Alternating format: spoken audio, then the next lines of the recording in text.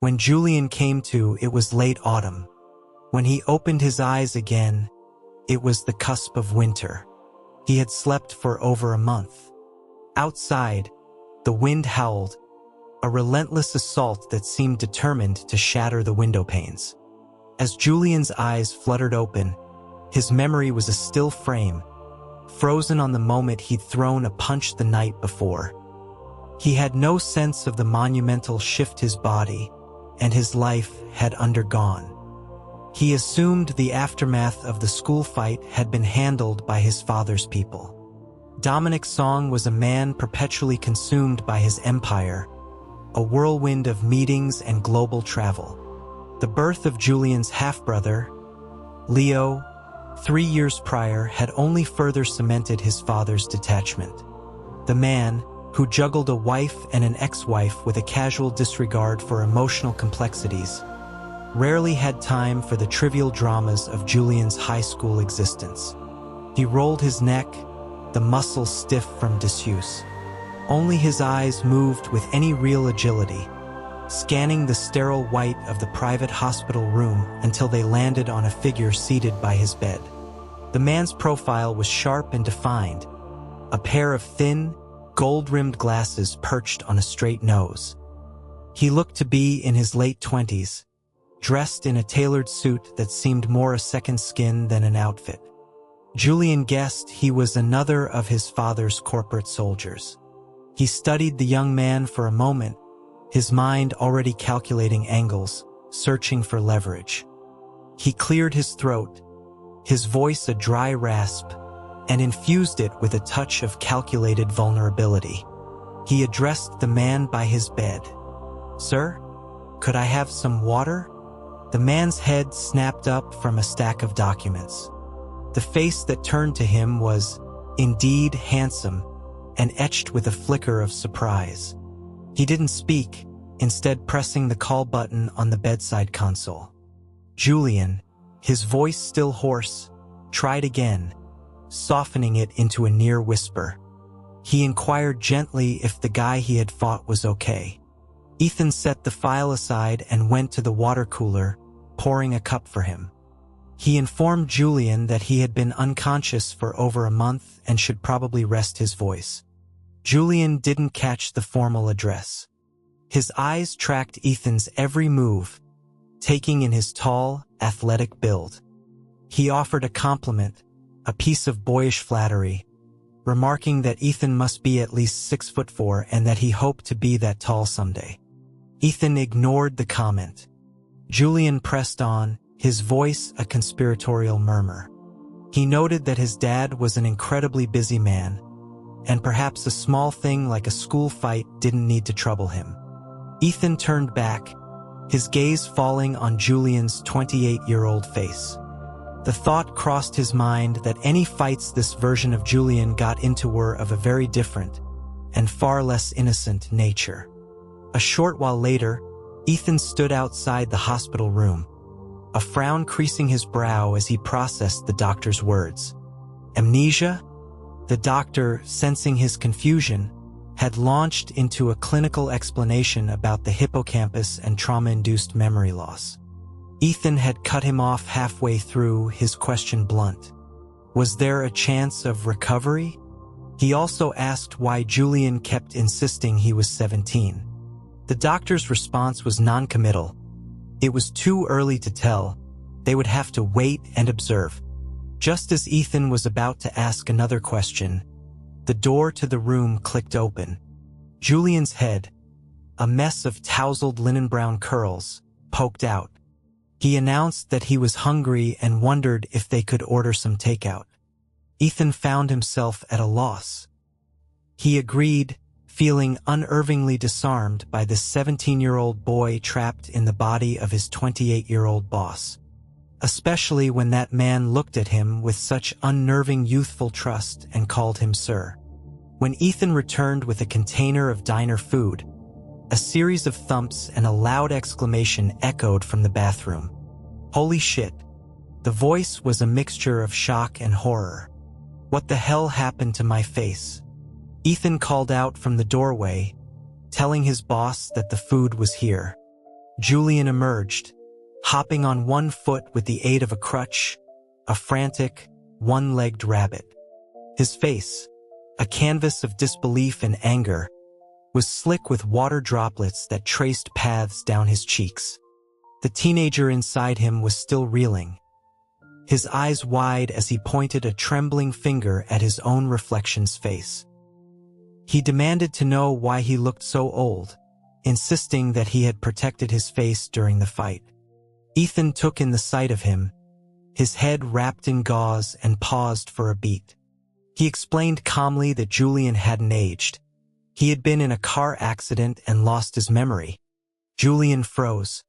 It was as if the world had swung a bat at his head without. He looked ready to collapse, his mind a maelstrom of confusion. He didn't even think to ask how the accident had happened. Ethan watched him, worried he might faint on the spot. But the gnawing hunger in his stomach seemed to reboot Julian's stalled brain.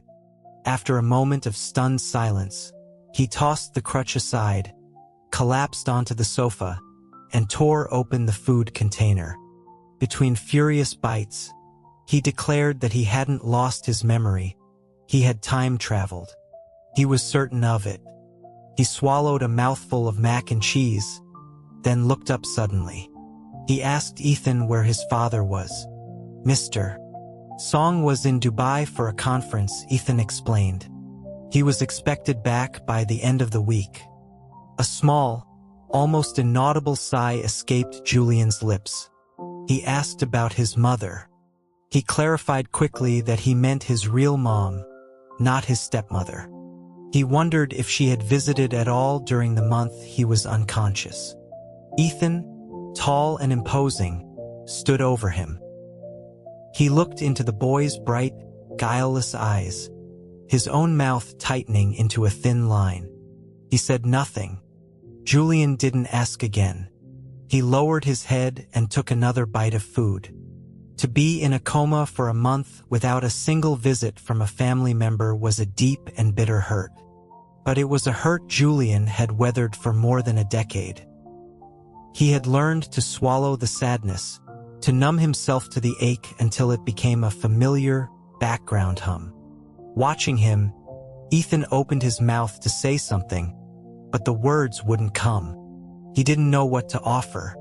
After a moment, he pulled a few tissues from the box on the end table and handed them over. Julian took them and blew his nose with a loud, unceremonious honk. In truth, he didn't look old. The soft, flaxen curls framed a face with smooth, taut skin. His features were fine, almost delicate, making him appear younger than other men his age. He could have easily passed for a college student. Seeing him there, stripped of his usual designer flamboyance, sitting alone in a plain hospital gown eating takeout, Ethan felt a strange and unfamiliar pang of pity. Julian spoke again. "Sir." The word made Ethan flinch internally. It was impossible not to contrast it with the way his boss had acted for the past 6 months. A whirlwind of charm and casual conquest. He asked Julian not to call him that. Julian considered this, his mouth full. He mumbled a few alternatives. What about his name? Or maybe man? He concluded that it didn't matter. He told Ethan to stop calling him Mr. Song, as it made him feel like he was talking to his father. He suggested he just call him Julian. Ethan, a year younger than his boss's actual age, remained silent. Suddenly, Julian's composure crumbled. He set down his fork, his long lashes blinking rapidly. His lower lip trembled, and his eyes reddened. The sorrow of a lost decade hit him like a tidal wave. He choked out the question of how he could suddenly be 28. He fought back tears, but the grief was overwhelming. Ethan, whose romantic life consisted primarily of self-reliance, was ill-equipped for comforting others. He thought for a moment, then simply handed Julian another handful of tissues. The only words he could muster were an attempt at finding a silver lining. pointing out that at least Julian didn't have to worry about the fight anymore. Julian looked up at him, wiped his eyes, and after the wave of emotion passed, he picked up his fork and began to eat again. He asked if Ethan worked for his father. While Julian ate, Ethan shook his head. He clarified that he was not his father's employee, but Julian's personal assistant. He had been in the position for 6 months. Julian nodded slowly, processing. It was unclear if he was accepting his new reality or if this was just the calm before another storm. He asked if that meant he was Ethan's boss. Ethan confirmed this. He was the general manager of Zenith Media. A self-deprecating smile touched Julian's lips as he guessed his father was the chairman of the board. Ethan didn't reply. He was struck by how different this 17-year-old version of Julian was from the man he had come to know over the past half-year. After finishing his meal, Julian wiped his mouth and curled up on the hospital bed again. He was clearly unhappy, but Ethan, a man accustomed to dealing with his own pressures internally, had little experience navigating the complexities of a teenager's mind. Besides, the playboy persona his boss had so carefully cultivated was not something that could be erased by a simple bout of amnesia. Ethan had no desire to provoke him. Julian lay in bed for a while, unable to sleep. The sadness had ebbed away with his drowsiness. His gaze fell on Ethan, and the mischievous part of his personality began to stir. He dangled a foot over the side of the bed. When Ethan didn't react, he spoke, his voice soft. He asked if Ethan was working. Ethan nodded, looking up from his papers. The gold glasses framed his focused eyes. Sensing he had an audience, Julian seized the opportunity. He asked if Ethan was nearsighted. Ethan shook his head. Julian then questioned the purpose of the glasses and asked to see him without them. He propped himself up on the edge of the mattress, resting his chin on one arm, the other hand reaching out as if to take them himself. Observing this hyperactive display, Ethan found it hard to reconcile with the jaded man he was used to. With a feeling akin to indulging a child, he removed the glasses himself. Julian stared at his unadorned face, his mouth forming a perfect, exaggerated O of admiration. He clapped his hands to his cheeks like a starstruck teenager and exclaimed that Ethan looked incredible. Ethan ignored him, placing the glasses back on and returning his attention to his work. Julian, bored again, sighed dramatically and rolled over. Hearing the sound, Ethan looked up.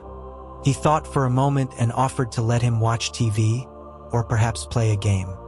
He retrieved his tablet from his briefcase and handed it to Julian. Julian took it, his eyes widening in amazement. He marveled at how advanced technology had become. In his 17th year, the world was dominated by indestructible candy bar phones with tiny blue screens. Now, holding this sleek, touchscreen device, his pre-modern brain lit up. A wide grin spread across his face as he remarked that time traveling did seem to have its perks. A faint smile touched Ethan's lips as he watched.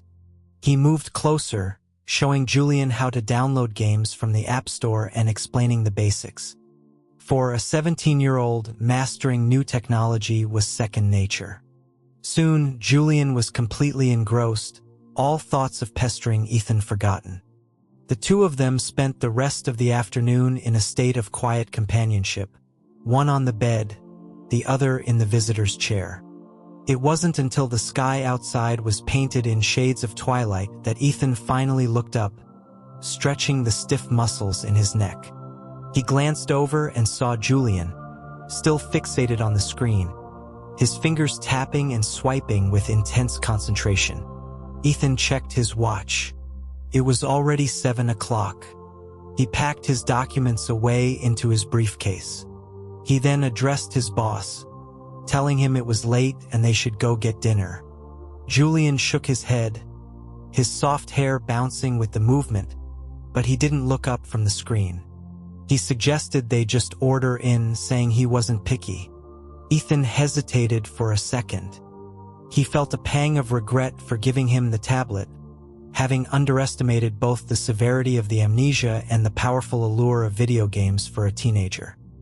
He reminded Julian that he had been bedridden for over a month and needed to get up and move around. After finishing a level, Julian finally looked up, tilting his head back against the pillow. He smiled, commenting on how much fun the device was. Ethan repeated his suggestion that they go eat. This time, the words registered. Julian agreed and hopped off the bed, looking around the room for his clothes while asking where they were going. Ethan handed him a thick jacket, suggesting the hospital cafeteria downstairs. While Julian's personal life was a chaotic mess, his daily habits were surprisingly low maintenance. He was easy to please when it came to food. He shrugged on the black down coat, slipped on his shoes, and, leaning casually on his crutch, followed Ethan out the door. From a young age, Julian had grown up surrounded by his father's subordinates. With a distant father and an absent mother, he was the reluctant heir, the young master of the Song family in name only. He had no grand ambitions. A life of good food, comfort, and minimal responsibility was all he ever wanted. The staff, charmed by his easygoing nature and penchant for playful flattery, had always been fond of him. Ethan led him to the hospital cafeteria. It was peak dinner time, and a wave of warm air and bustling noise greeted them at the door. Julian smiled, remarking on how lively it was. Ethan found a clean table and told him to sit while he went to get the food. Julian, wrapped in the oversized coat, nodded obediently, his eyes scanning the crowd aimlessly. When Ethan returned with a tray, he found Julian staring intently at a toy poodle near the entrance. The dog, a bundle of coffee-colored curls, was enthusiastically humping its owner's leg. Following his gaze, Ethan couldn't help but see a faint resemblance between the dog and the man sitting before him. Julian noticed Ethan's return and quickly looked away, a faint, unreadable smile playing on his lips, a mix of embarrassment and shyness. Ethan was not one to meddle. Julian was his boss, and his private life, however complicated, was none of his concern. For 6 months, he had been a silent, observant fixture. He placed the sterilized utensils in front of Julian and asked if there was anything else he wanted. Julian surveyed the food on the metal tray, shook his head, and said that this was plenty. And so they sat, one in a sharp suit, the other in a puffy coat, in the middle of a crowded hospital cafeteria. Julian took a sip of soup and, after a moment's hesitation, asked if Ethan had told his father about the amnesia. Not yet, Ethan replied. He had only informed him that Julian had woken up. Realizing this might have been an oversight, he took out his phone, offering to call him right then. Julian waved it off with a casual smile. He explained that it was better if his father didn't know. Even if Ethan called now, a secretary would likely answer. He seemed to have quickly adapted to his new circumstances. He even tried to reassure Ethan, saying that his father wasn't a doctor, so knowing or not knowing wouldn't change anything. The most he would do is deposit more money into the hospital's account, which wouldn't help and would insist on Julian moving back to the family home, a prospect he dreaded. Ethan had originally worked at the main Song Corporation headquarters. The elder Mr. Song, impressed by the young man's talent, had assigned him to assist his son, hoping some of Ethan's discipline and drive might rub off on the aimless Julian. Despite coming from the head office, Ethan was not a spy. His loyalty was to his current boss. He simply nodded and said, "All right." Pleased, Julian began to chat idly as they ate. He asked Ethan how old he was, and then if he had a girlfriend, his tone reminiscent of a nosy, matchmaking aunt. The preamnesia Mr. Song had never been so inquisitive. He was a creature of pure lethargy whose office activities were generally limited to three things: drinking water, using the restroom, and flirting with attractive people of all genders. He cared for little beyond his immediate pleasures. The rationalist in Ethan briefly considered the possibility of possession by a middle-aged woman before answering. He was 27 and single. Julian chuckled and then turned his curiosity to Ethan's college days. Suspecting this line of questioning could extend all the way back to elementary school, Ethan decided to change the subject. He asked if Julian liked dogs. Julian paused, realizing his fascination with the poodle must have prompted the question. He clarified that he didn't particularly like dogs. He had just found the way that one was wiggling its backside amusing. Seeing Ethan's expression shift from neutral to slightly strained, Julian sensed he'd said something inappropriate for polite company and quickly backtracked, saying that yes, he liked them, but his stepmother was allergic to dog hair, so they weren't allowed in the house. The moment the words were out, he realized he was treating Ethan like an elder, forgetting that they were now peers. His mind spun in a confused circle before he gave up trying to figure it out. Ethan decided it was best not to engage. He thought to himself that even with 11 years erased, his boss's fundamental nature remained unchanged. After dinner, they walked back to the room. As Ethan prepared to leave, Julian, who had only him for company, looked surprisingly reluctant to see him go. He leaned against the doorframe and asked if Ethan was leaving. When Ethan nodded, Julian asked if he would be back tomorrow. Ethan explained that he would be there every day until Julian was discharged. Seeing the boy's pathetic expression, he relented and left the tablet behind. He told him to play for a bit if he couldn't sleep, and that he would be back in the morning. Julian's face lit up. He eagerly took the tablet and blew Ethan a playful kiss. All traces of sadness vanished. As Ethan walked toward the elevator, a smile still lingered on his face, thinking of how Julian's mood had brightened so instantly that his hair seemed to stand on end with joy. Back in his room, Julian played a popular RPG on the tablet for over 3 hours. He was just about to level up, having just drawn a potentially rare character card, when the screen suddenly went black. In the dead of night, a frustrated wail echoed through the room.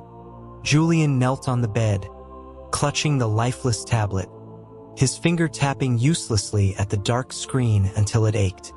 When Ethan arrived the next morning, Julian was fast asleep, a tangle of limbs and blankets, the dead tablet still clutched tightly in his arms. The sight brought an unconscious smile to Ethan's lips. He reached out to gently remove the device, intending to let him sleep more comfortably, but the slight movement woke Julian instantly. Still half asleep, Julian flinched and sat bolt upright, his eyes still closed, his grip on the tablet unwavering. He mumbled, asking what time it was. For a fleeting second, Ethan thought his memory had returned. He checked his watch and told him it was 7:30. Hearing his voice, Julian snapped fully awake. With sleep still crusting the corners of his eyes, he scrambled forward and grabbed Ethan's arm. His inner actor awoke before he did. With a voice on the verge of tears, he apologized profusely to Ethan, confessing that he had broken his tablet. Ethan looked at him, his expression unreadable. He told Julian to go wash his face while he took a look. As Julian shuffled to the bathroom, Ethan pressed a few buttons on the device. He called out that it wasn't broken. He had just set the parental controls with a timer. With a toothbrush still in his mouth, Julian turned his head. He asked if Ethan had kids. Ethan replied that he didn't. The lock had been set specifically for him. Julian processed this for a moment, then a look of comical despair crossed his face. He spat out the toothpaste foam, his voice a whine. He lamented that Ethan should have told him sooner, He'd spent the entire night consumed with guilt. Ethan, finding it hard to suppress his laughter, told him to come and eat. After washing up, Julian sat down at the small table. He noticed Ethan standing with his arms crossed, not touching the food. He asked if Ethan wasn't eating. Ethan explained he had already eaten at home.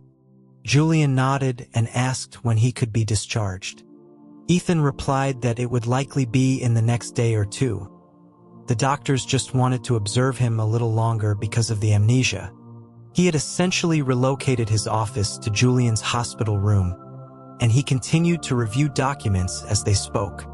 Julian, meanwhile, was multitasking, eating a breakfast sandwich while peppering Ethan with questions. He asked if Ethan was busy right now. Ethan looked up from his work, adjusting the non-prescription glasses on his nose. He asked what Julian needed. Julian's curiosity got the better of him.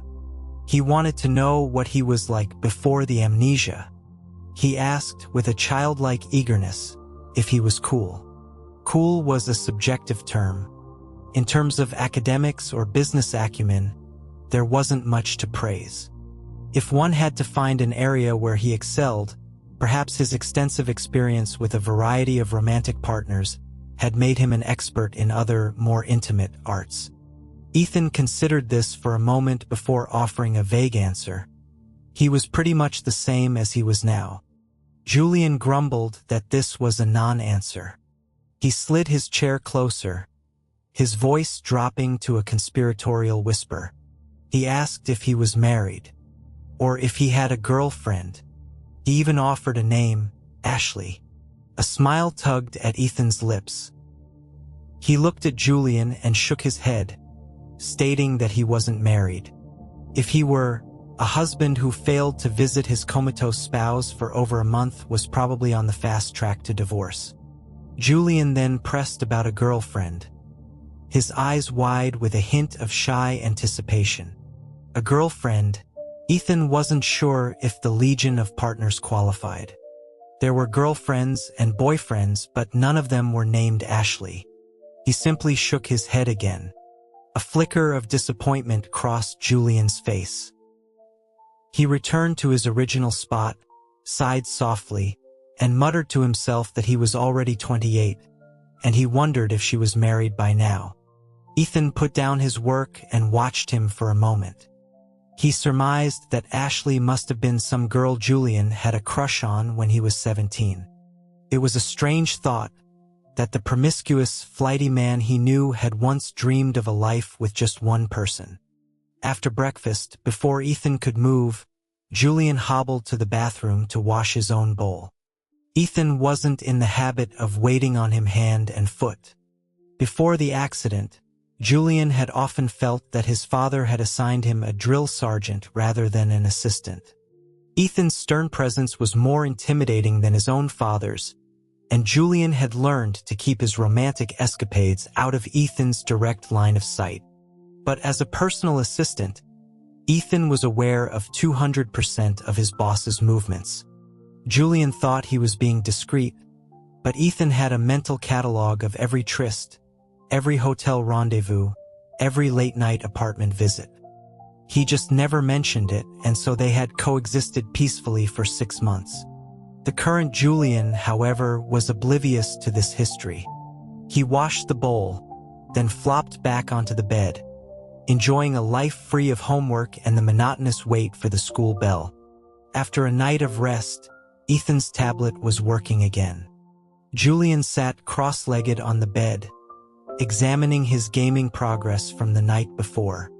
He had drawn an SSR-level character, the rarest kind.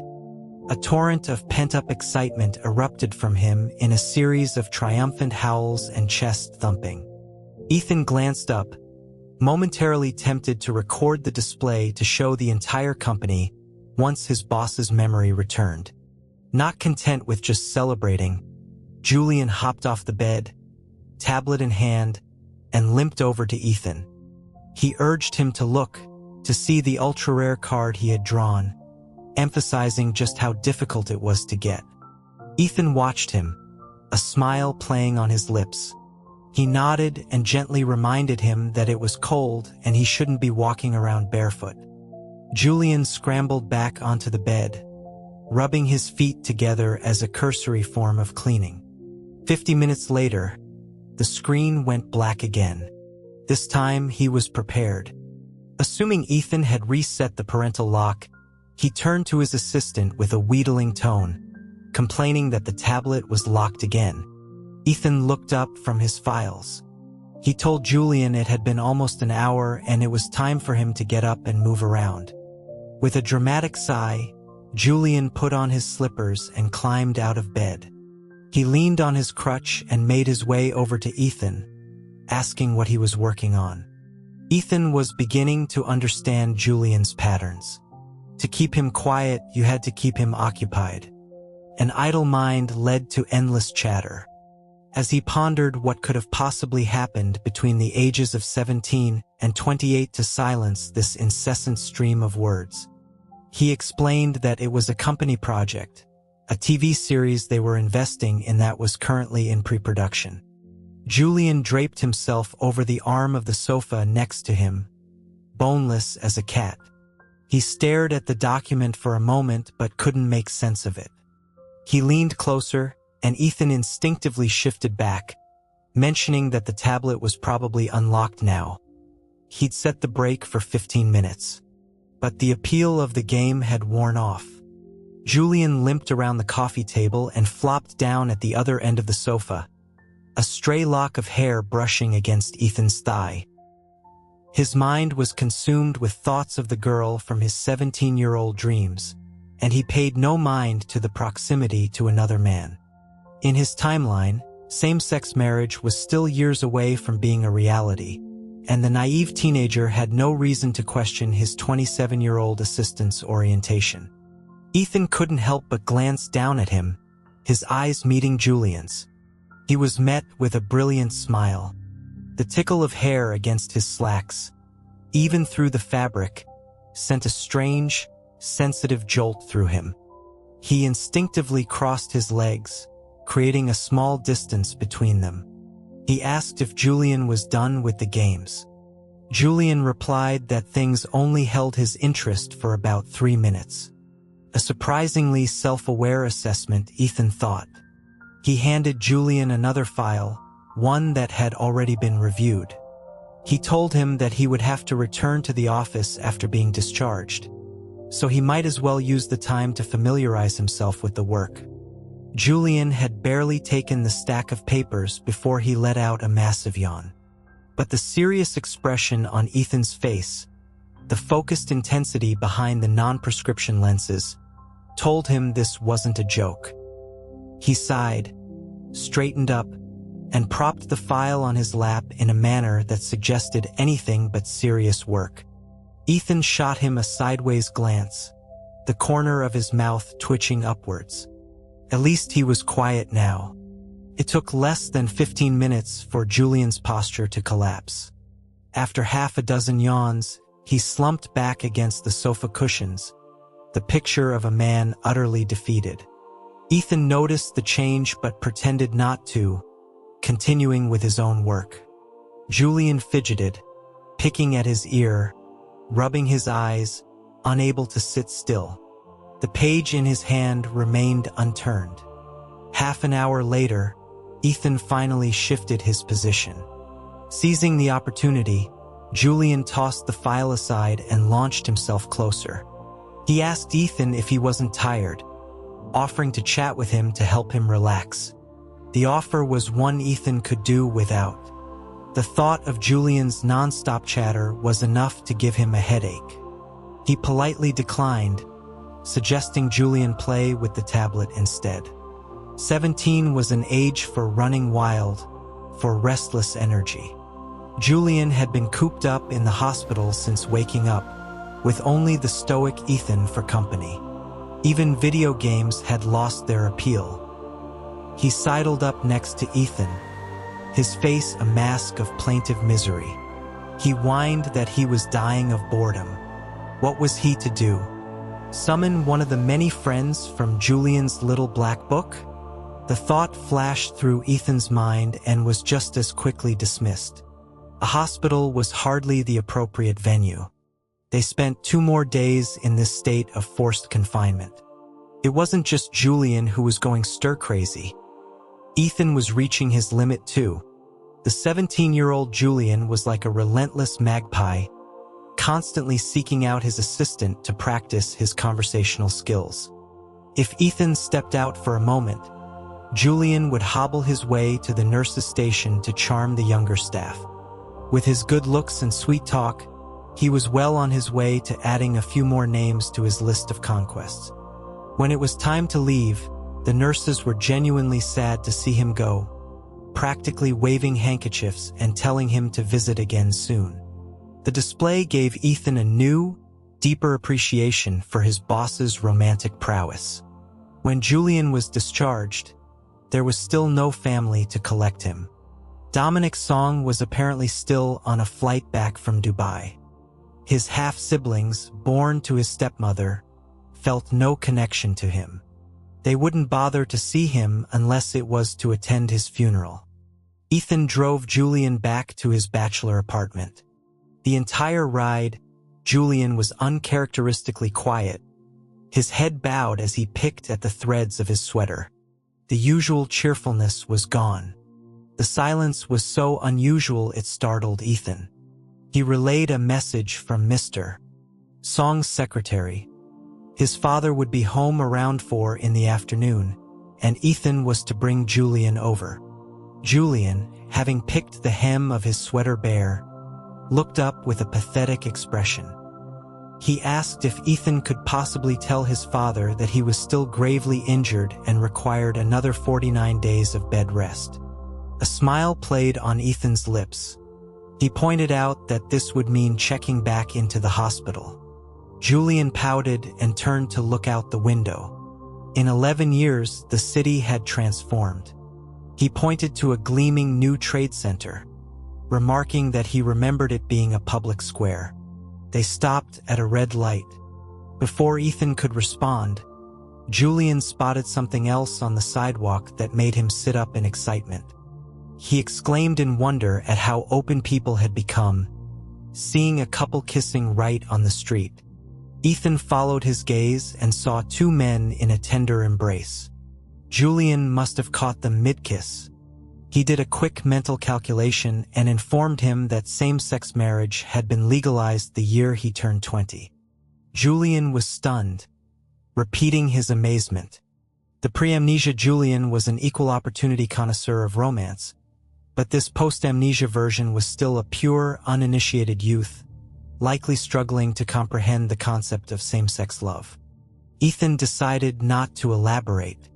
To his surprise, Julian's reaction was one of pure delight.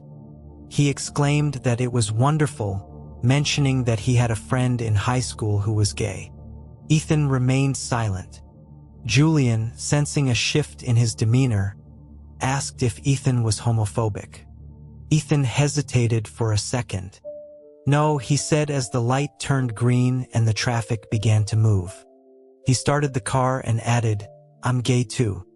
Julian froze, staring at him. Ethan braced himself for a reaction of shock or disgust. But instead, a brilliant smile spread across Julian's face. He said that explained why Ethan had been so evasive when he asked about a girlfriend. Then, his curiosity unabated, he asked if Ethan had a boyfriend. Ethan wished fervently for his boss's memory to return. Julian, buzzing with some unknown excitement, leaned closer. He declared that Ethan must have a boyfriend, being so handsome. Ethan was at a loss for how to react. The curiosity of youth is boundless.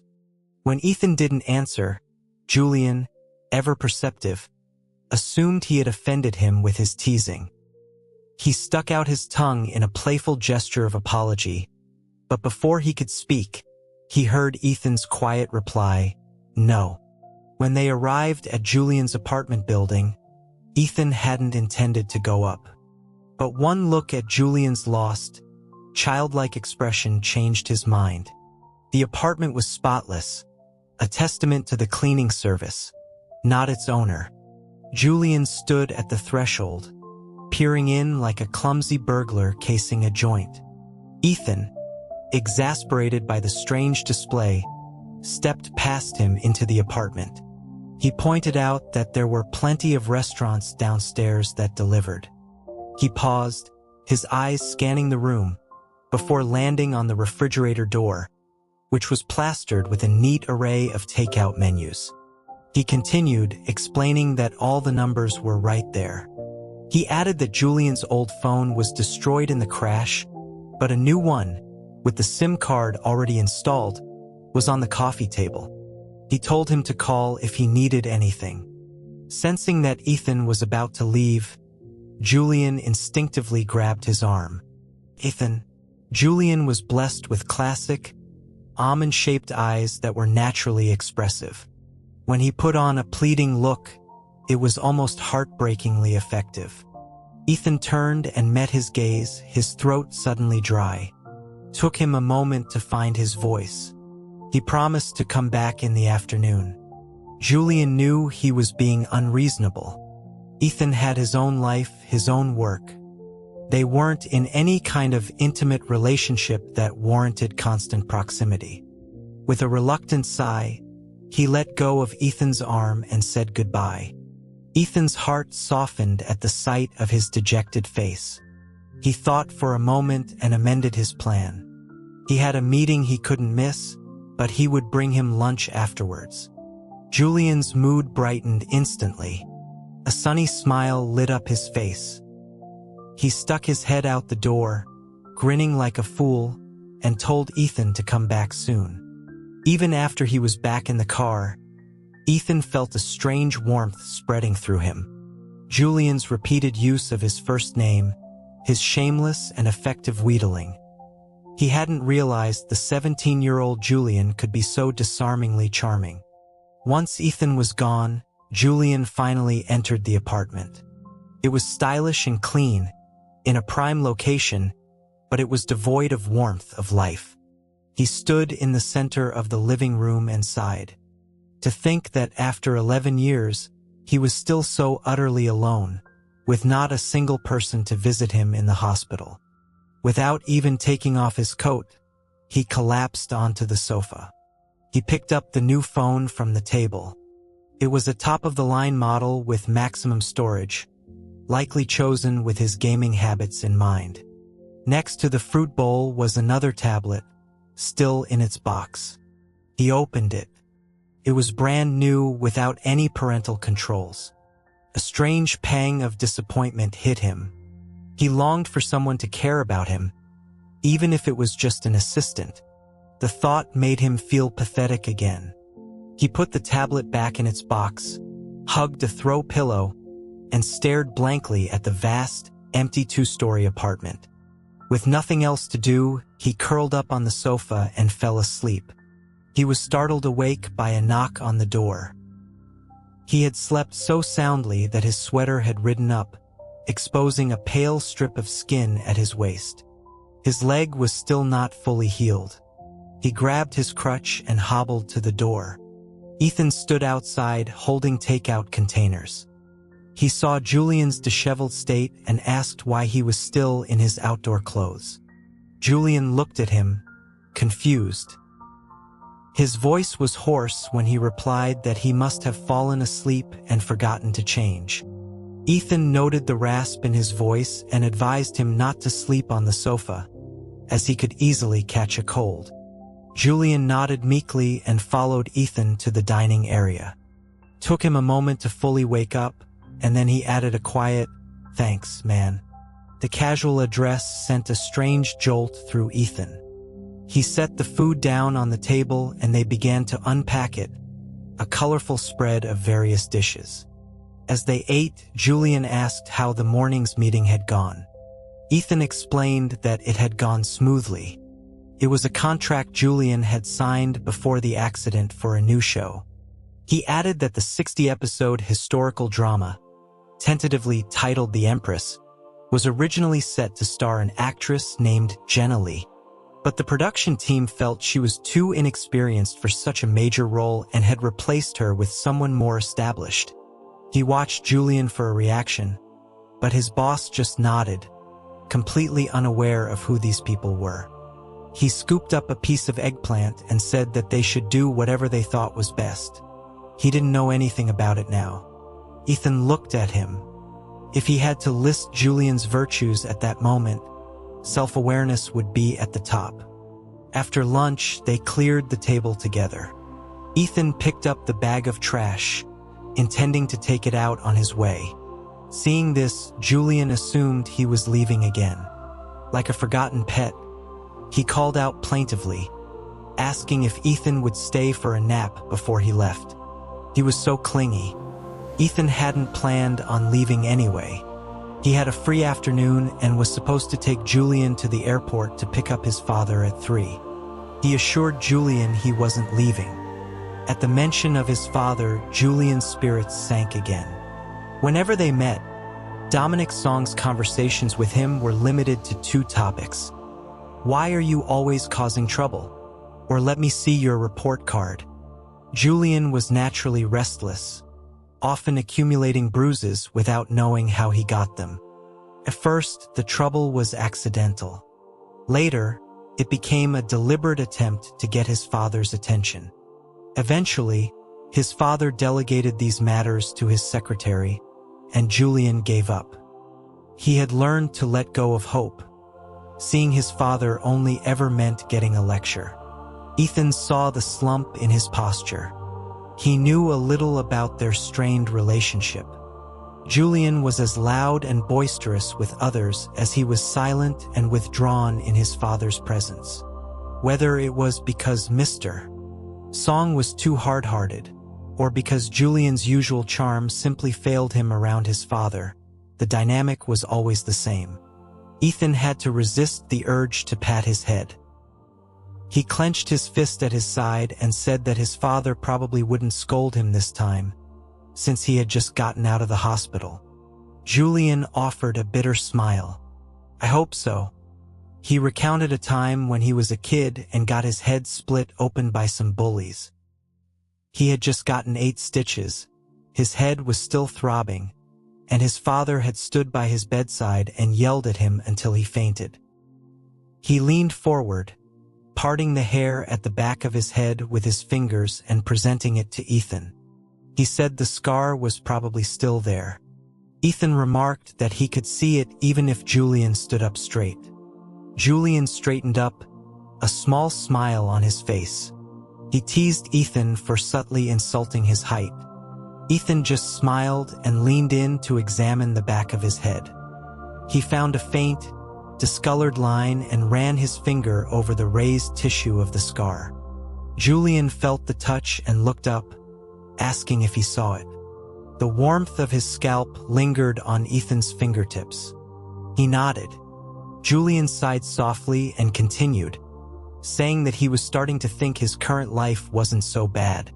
At least he didn't have to deal with that family, or his stepmother's constant paranoia about him stealing her children's inheritance. He said the last part in a whisper, but Ethan heard it. Not wanting to get involved in family politics, he changed the subject, asking if there was any cold medicine in the house. He immediately realized that the current Julian knew even less about the apartment than he did. And given his boss's previously careless lifestyle, it was unlikely. He grabbed his coat and said he was going downstairs to buy some. Julian, though outwardly carefree, was deeply sensitive. He thought his complaints had annoyed Ethan and caused him to leave. Feeling he had misspoken, he just nodded meekly, silently vowing to keep his family drama to himself in the future. A few minutes later, Ethan returned with a pharmacy bag. In his other hand, he held a large, soft pretzel wrapped in brown paper. Julian's eyes lit up. He gave Ethan a huge, radiant smile as he took the offerings. He asked how Ethan knew he liked pretzels. The unspoken answer was that he had bought them for him countless times over the past 6 months. Ethan didn't reply. He went to the kitchen and mixed a packet of cold medicine with warm water. He brought it back and told Julian the temperature was just right. He suggested drinking the medicine first, then eating the pretzel to chase away the bitter taste. Few people had ever shown Julian such thoughtful care. A slight rasp in his voice, and Ethan had remembered it all this time. Julian was so touched he wanted to throw his arms around him. He downed the bitter medicine in one gulp, then took a bite of the salty, doughy pretzel. Tears welled up in his eyes.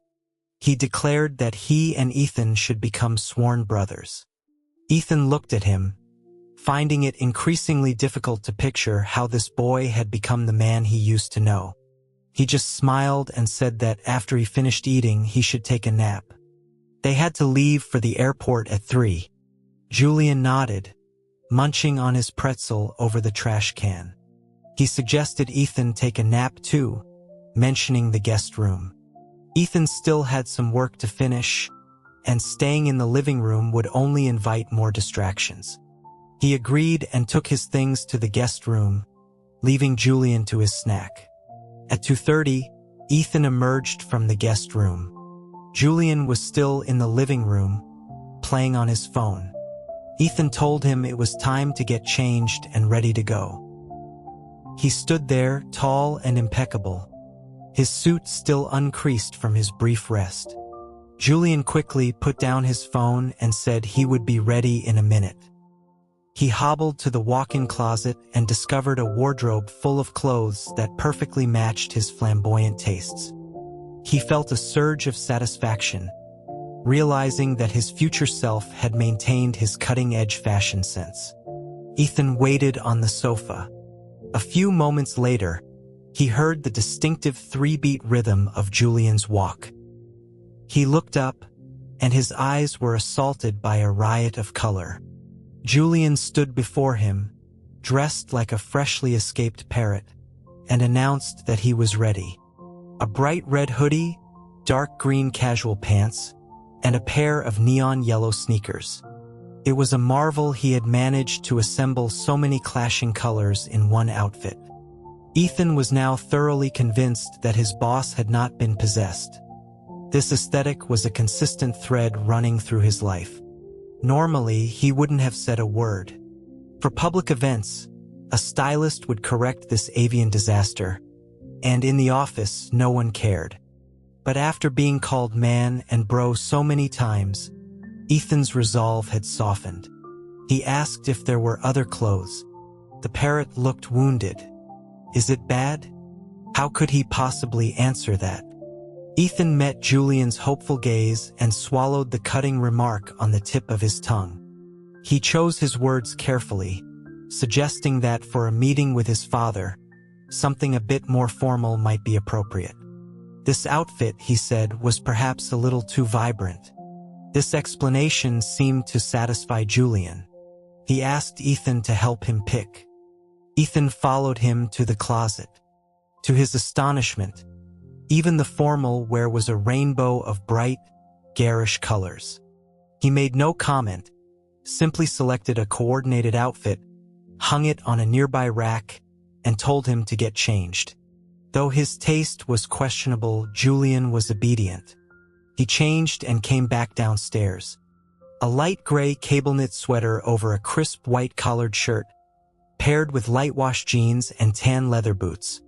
He looked fresh, clean, and at least 8 years younger.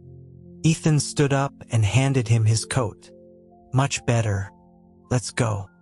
Julian followed him out, his youthful energy back in full force, chattering nonstop.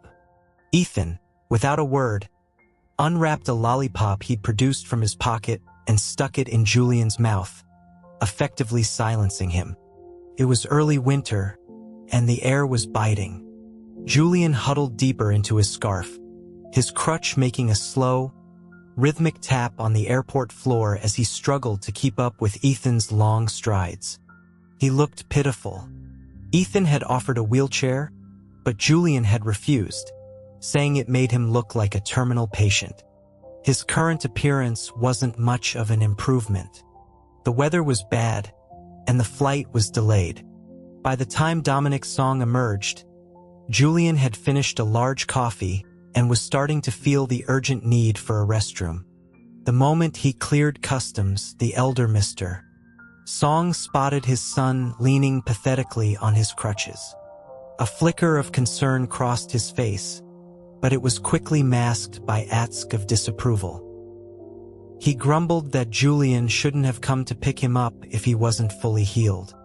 Julian said nothing, following them out of the airport. He regretted not taking Ethan's offer of the wheelchair. At least then he wouldn't be hobbling so slowly, forced to listen to his father's sighs of disappointment. Dominic's song was exhausted after the long flight. As he watched his son struggle to put the crutches in the trunk, he couldn't help but lecture him. He was a grown man, 28, not 18. He needed to stop playing childish games. What was he thinking, street racing? The question hung in the air, followed by a heavier accusation. And getting someone killed. Julian only knew he had been in a car accident. Ethan hadn't shared the grim details. The revelation that someone had died stunned him. He stared at his father, his mouth agape. Someone had died? Yes, his father confirmed. The truck driver died at the scene.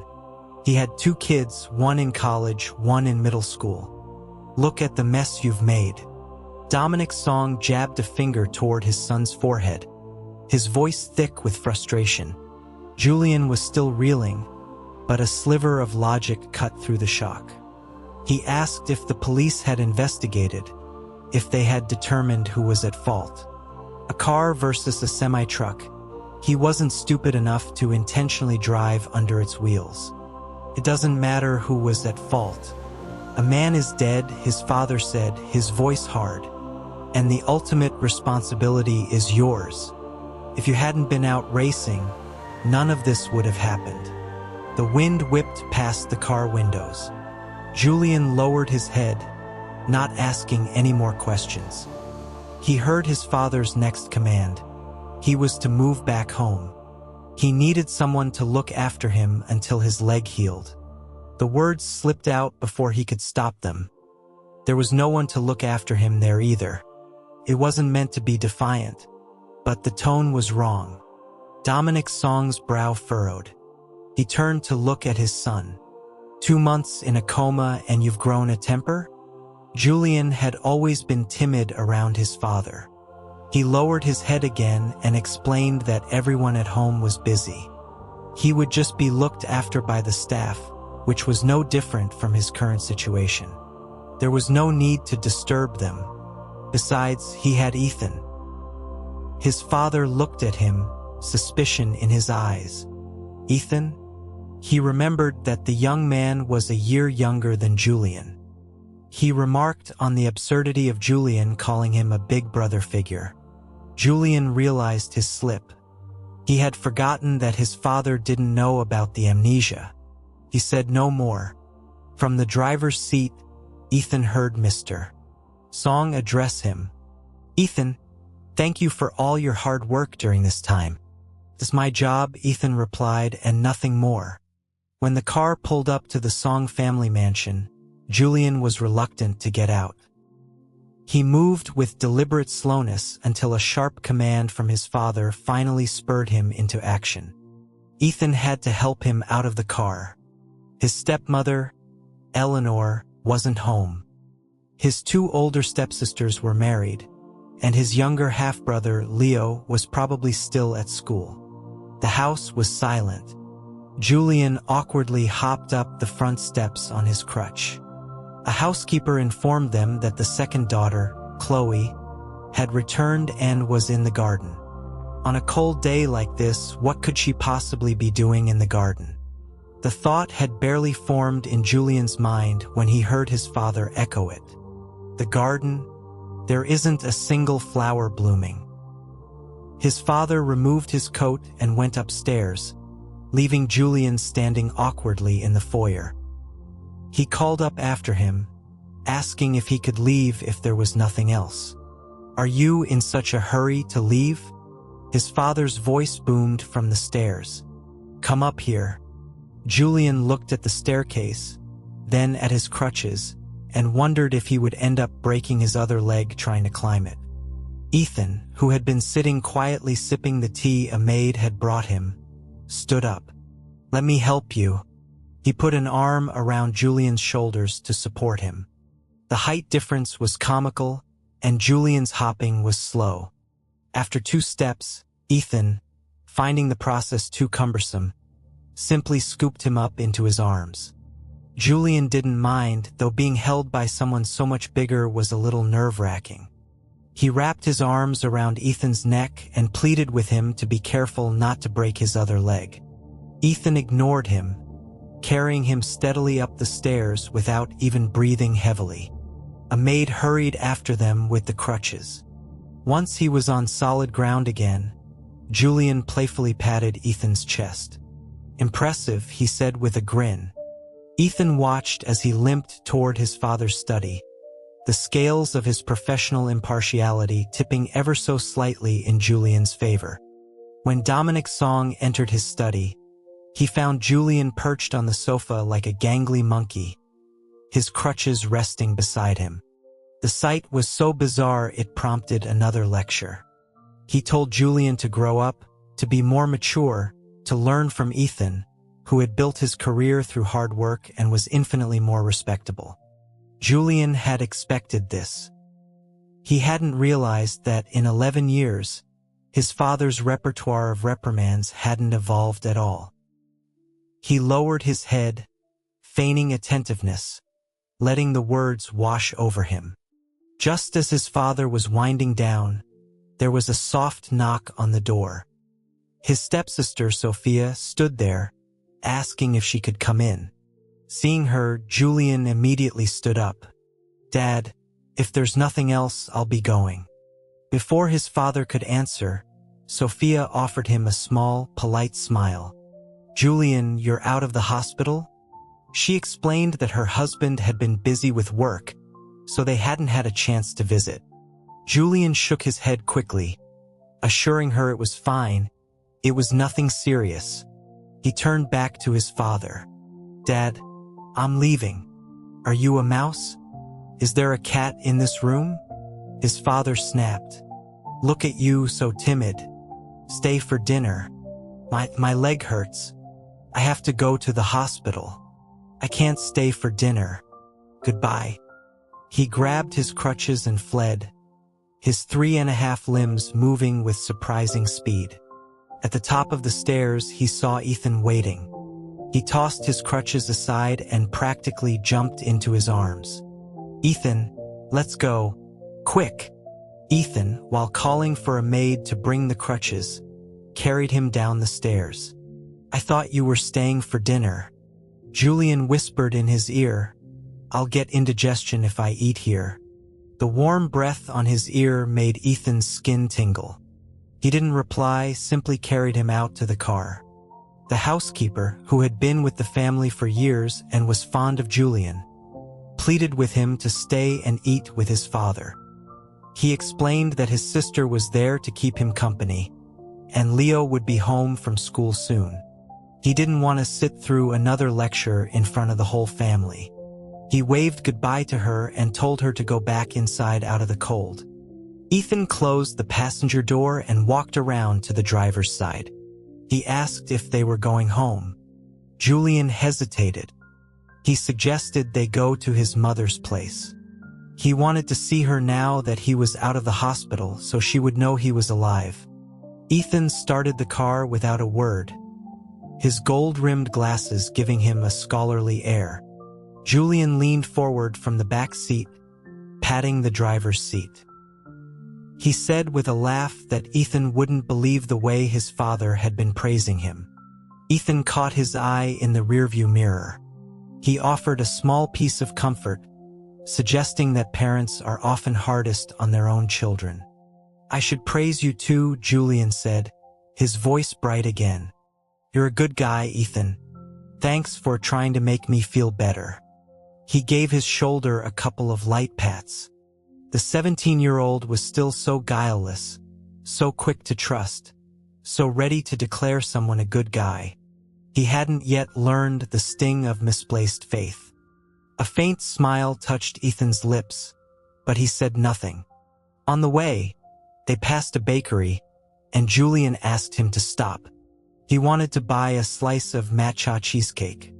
He explained it was his mother's favorite, that he used to bring it to her every weekend. Ethan came out with a small box containing 2 slices. Julian told him one would have been enough. She would complain about the calories. The other one is for you, Ethan said as he placed the box on the passenger seat. The simple gesture warmed Julian again. He beamed, a genuine, happy smile, and thanked him.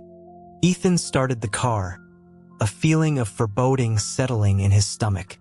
He had a premonition that Julian's heartfelt gesture was destined for disappointment. A mother who visits her comatose son only once in over a month. What could you really expect from her? As they pulled up to the condominium, delicate snowflakes began to drift from the sky. It was the first snow of the year.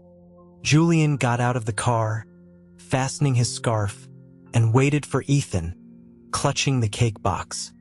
The woman who lived here was over 50 but looked 30, her beauty preserved with meticulous care.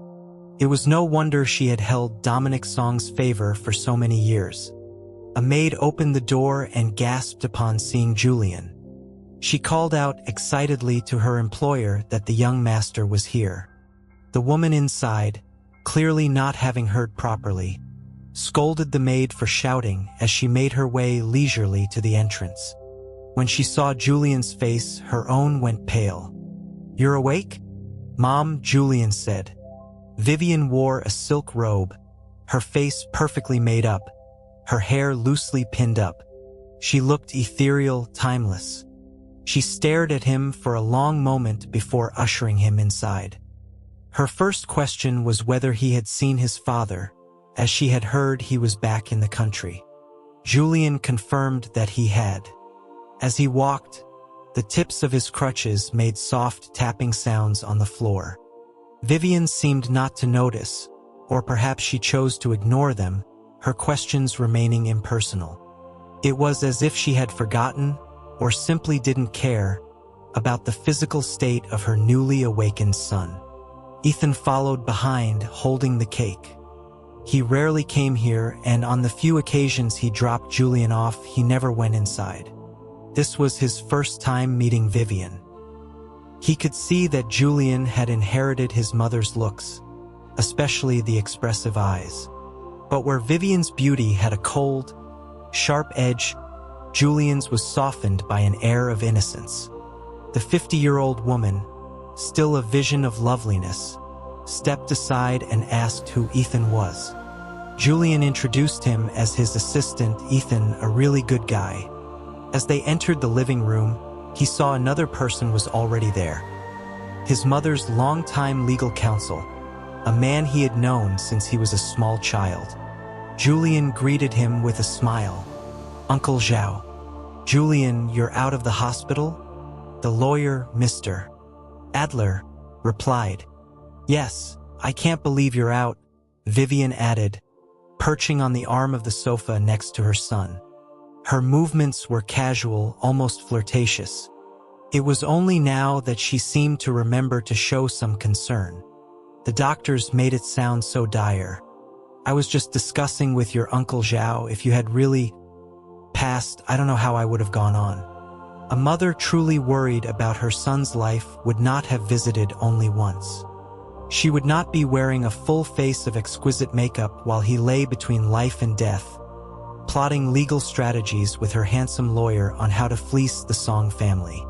The 17-year-old Julian willfully ignored the first part of her sentence, clinging to the last. "I still have to take care of you when you're old," he said. The lawyer offered a sycophantic compliment about what a filial son Julian was. Vivian smiled, a practiced, charming expression, and lovingly tousled Julian's hair, but said nothing. Ethan placed the cheesecake on the coffee table. He mentioned that Julian had bought it specially for her. Julian, trying to patch the growing hole in his heart, added, "Mom, this used to be your favorite."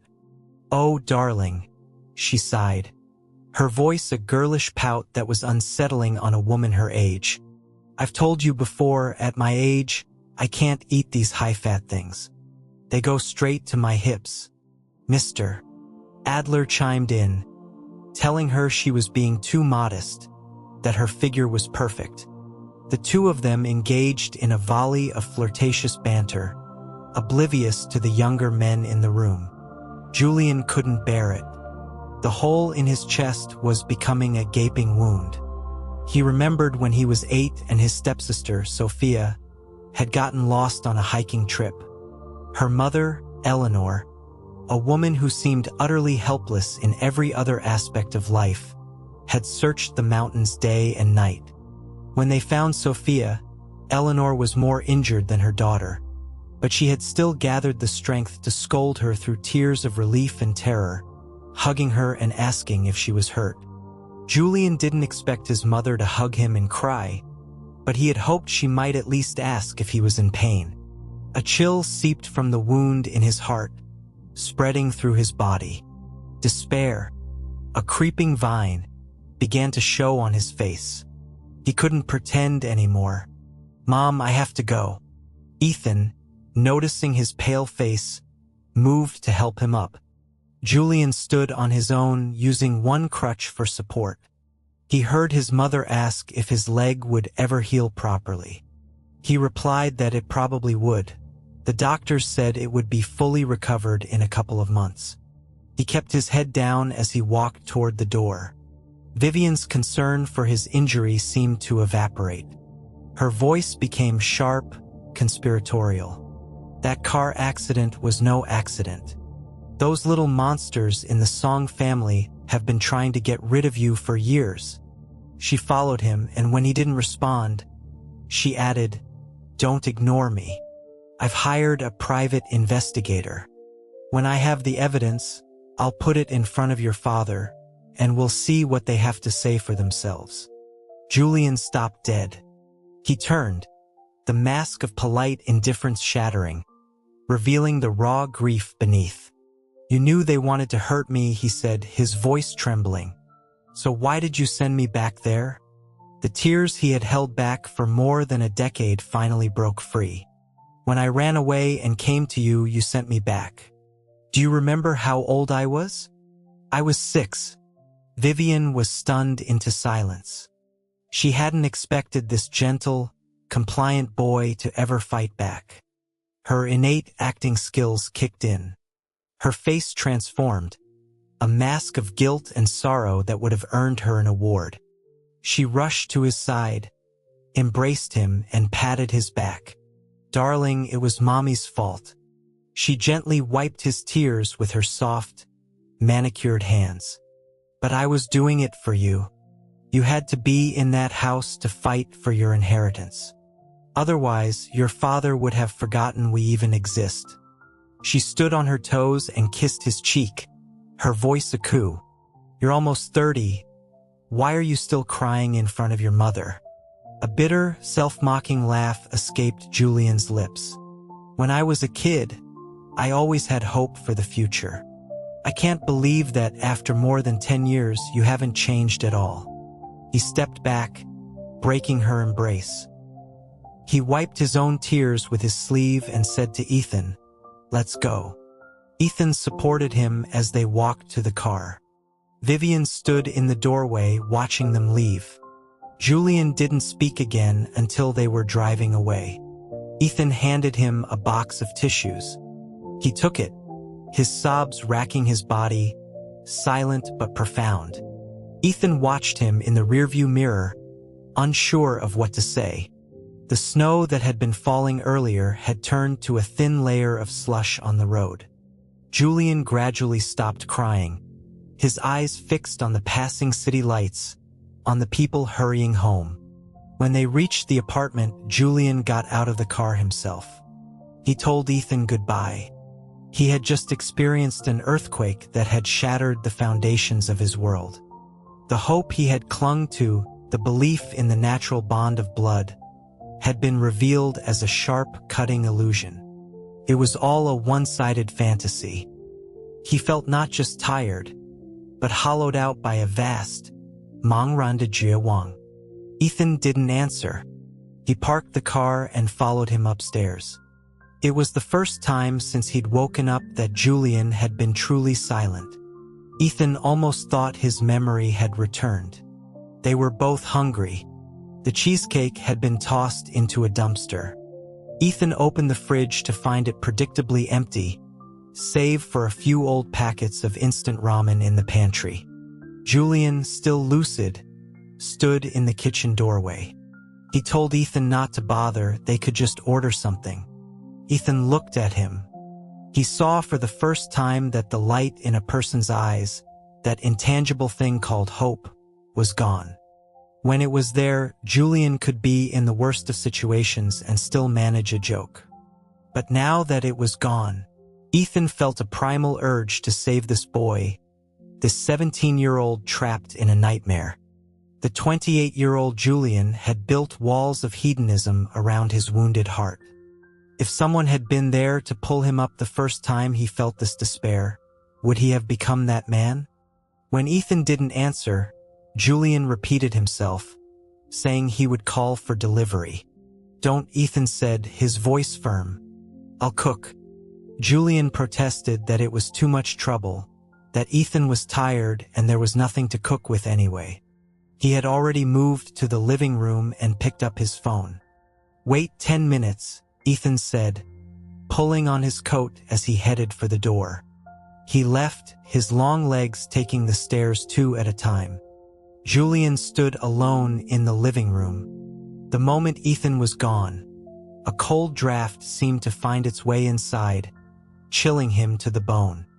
But before he could sink into his sorrow, Ethan was back. He had clearly been running. He saw Julian still standing in the same spot and, slightly out of breath, asked him to put a kettle of water on to boil. Julian stared at him blankly for a second before nodding. "Okay, go on," Ethan urged gently. "Don't just stand there thinking. I'll be right back."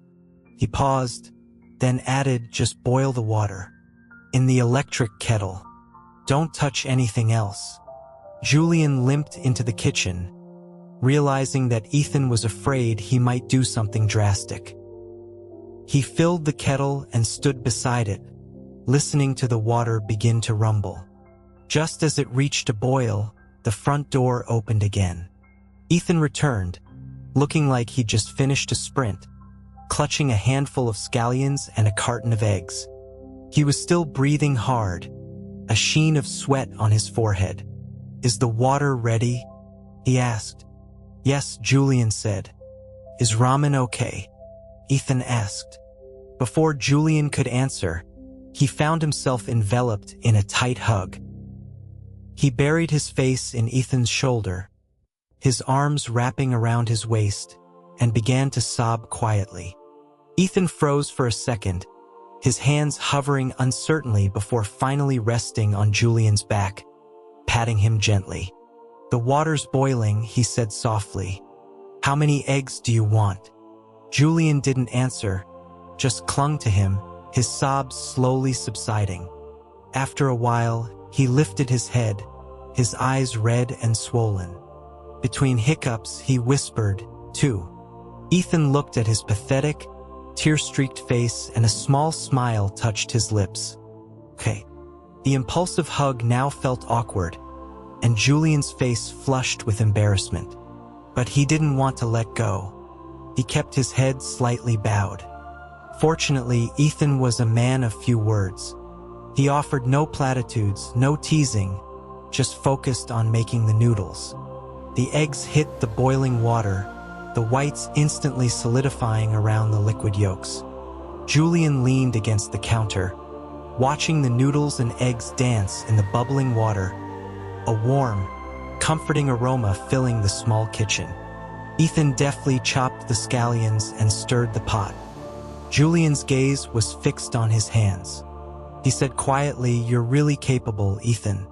Ethan just smiled and asked if he preferred his eggs runny or fully cooked. Runny.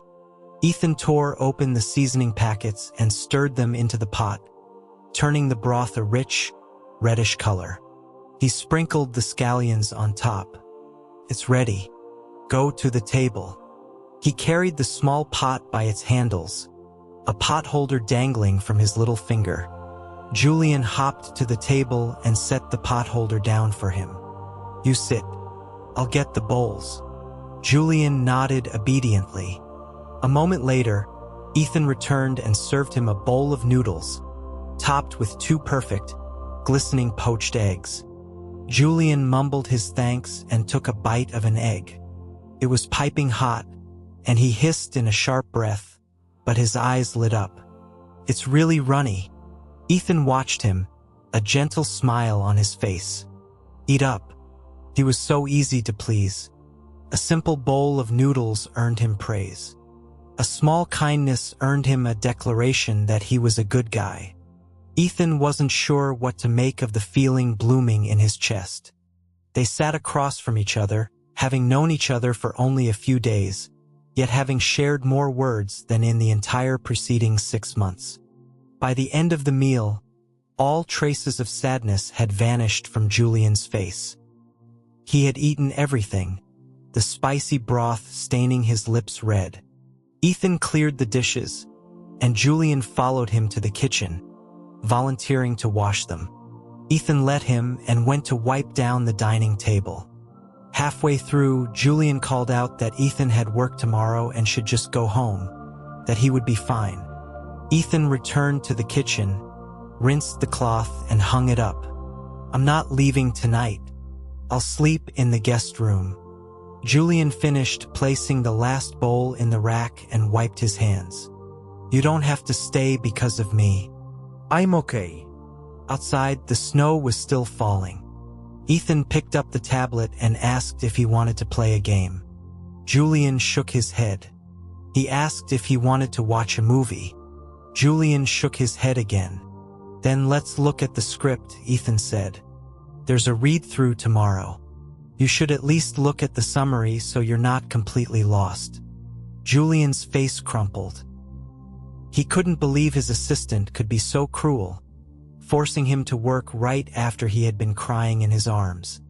He whined that his leg wasn't healed yet. I'll push you in a wheelchair tomorrow, Ethan said, holding out the thick script. Julian didn't take it.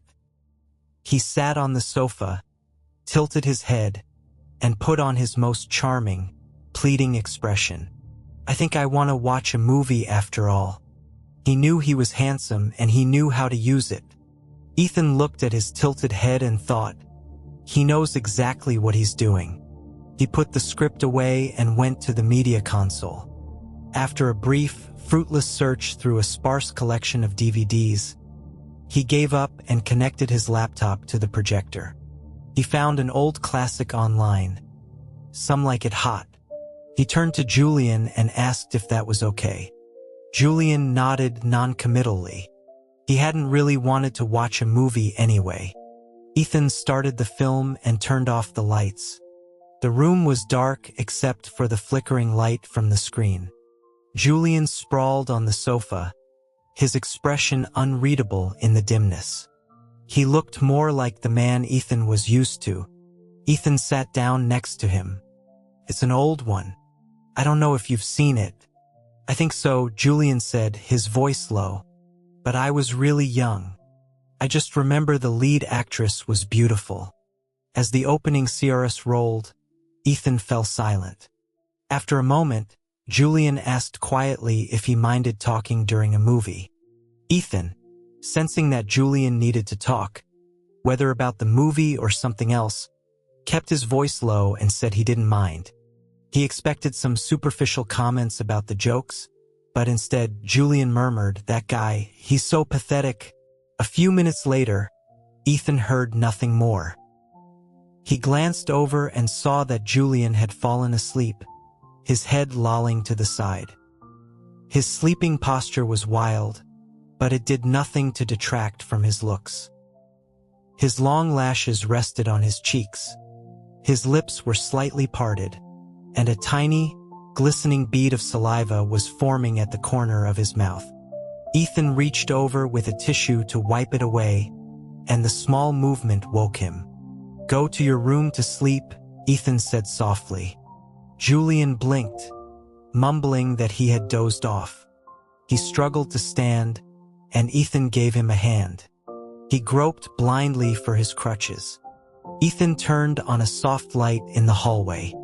As Julian made his way to his room, yawning, he said over his shoulder, "Don't worry about me, man. You know this place better than I do." "All right," Ethan replied, watching him go. The master bedroom had the stale smell of disuse. Julian propped his crutches against the headboard and flopped onto the bed. There was a clatter as the crutches slid to the floor. He sighed, ready to ignore them and sleep, when he heard a soft knock. "Come in," he called out. Ethan opened the door. "I heard a noise. I thought you fell." Seeing that he was fine, he started to close the door. Julian sighed again, a sound full of wistful regret.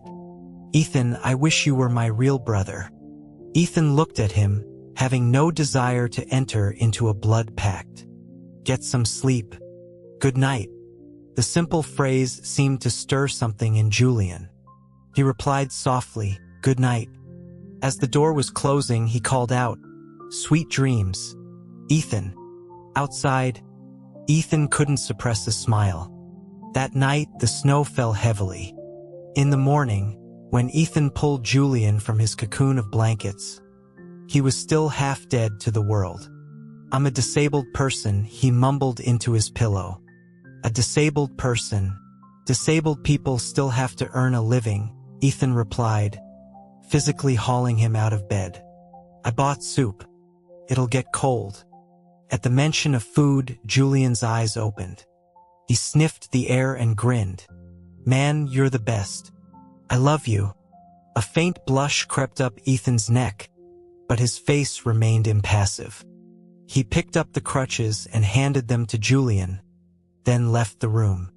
Julian stretched, yawned, and went to wash up. When he emerged, Ethan was already at the dining table. He made his way over and sat down, grabbing a piece of toast. As he ate, Ethan informed him that he needed to stop by his own apartment on the way to the office to change. Julian, unconcerned, suggested he wear some of his clothes, then immediately retracted the offer, realizing they wouldn't fit.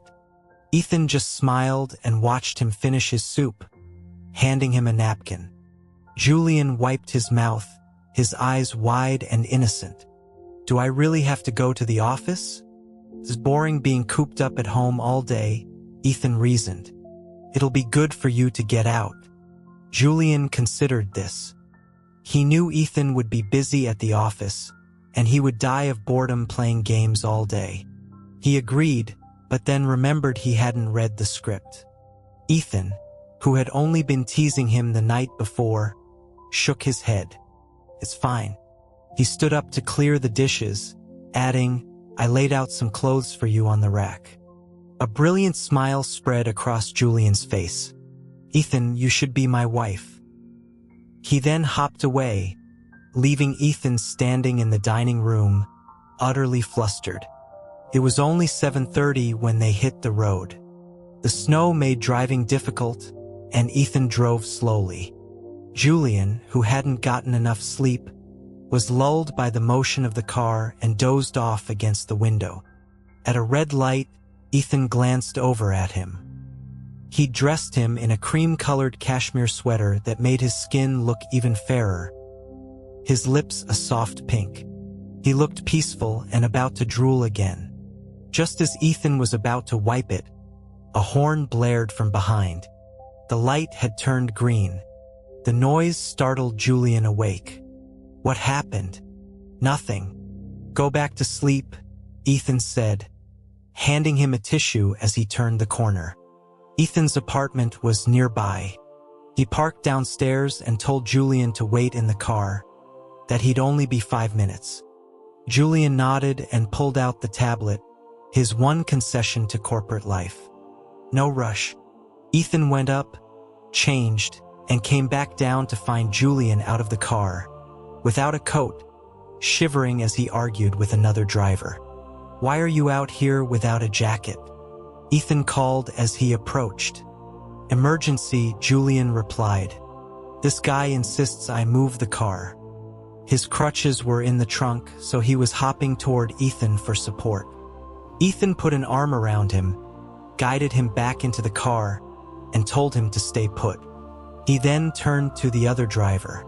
"The lane is this wide and you can't get through?" The other driver, a large young man, seemed to lose his nerve under Ethan's intimidating glare. I just got my license," he stammered. "I was afraid I'd scratch your car." He then sped away. Julian stuck his head out the window. "Hey," he turned to Ethan. "Was he picking on me because I look easy?" Ethan fastened his seatbelt. He hesitated for a moment. "No, he was trying to pick you up." "Huh?" Ethan started the car. Julian was silent for a long time. As they merged onto the main road, Ethan glanced at him. "Does it bother you being hit on by a guy?" "Not really," Julian said. "I got asked out by guys in high school. The girls all said I was a bottom." He wrinkled his nose indignantly. "Do I look like a bottom?" Ethan couldn't help but laugh. "What are you laughing at?" Julian demanded. Ethan just shook his head, his shoulders shaking with silent laughter. "Ethan, are you a top or a bottom?" Ethan's smile faded, but he didn't answer. "You're definitely a bottom," Julian declared. "A housewife bottom." "You seem to know a lot about it," Ethan teased back. "But do I really look like a bottom?" Julian persisted, still bothered by the thought all the way to the office. Ethan, still smiling, helped him into the wheelchair. As they entered the building, they were greeted by a throng of employees. "Are all these people my staff?" Julian whispered. "Yes," Ethan murmured back into his ear. "Being the boss is pretty cool," Julian said with a silly grin. Ethan wheeled him into the general manager's office.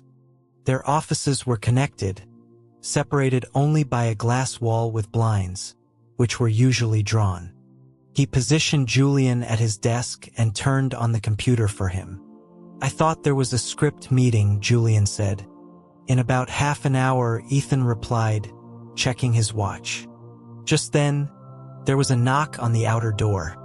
A stunningly beautiful woman in a tight-knit dress stood there, leaning against the glass doorframe, her eyes fixed on Julian. Julian looked at Ethan, his expression a question. "Jenna Lee," Ethan said. Before Julian could react, she was striding toward him on high heels, her arms outstretched. Julian instinctively recoiled, pushing his wheelchair back. "What are you hiding from?" She pouted. "It's only been a few weeks. Have I become old news already?" She moved to sit on his lap.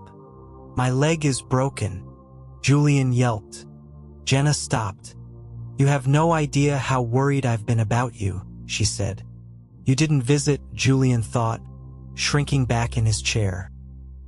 I was busy filming," she said, her long curls brushing against her ample chest. "Making money for you, you ungrateful man. I wouldn't be able to spend it if I were dead," Julian thought, pushing back further. Her perfume was overwhelming. He grabbed for Ethan's hand as he was organizing files on his desk. "Ethan, isn't it time for the meeting?"